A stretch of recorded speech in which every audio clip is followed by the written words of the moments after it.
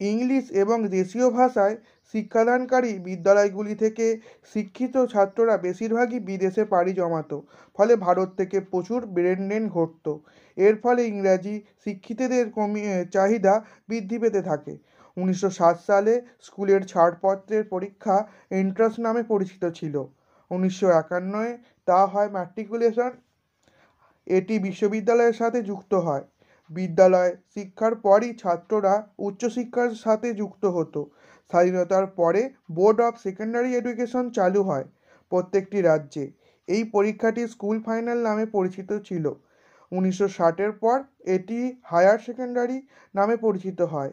এই সময় শিক্ষা দশম এবং একাদশ শ্রেণী নিয়ে হতো।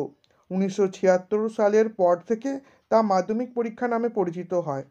দশম শ্রেণী পর্যন্ত এর অন্তর্ভুক্ত হয় এবং হায়ার সেকেন্ডারি বা উচ্চ মাধ্যমিকের হয় একাদশ ও দ্বাদশ শ্রেণী।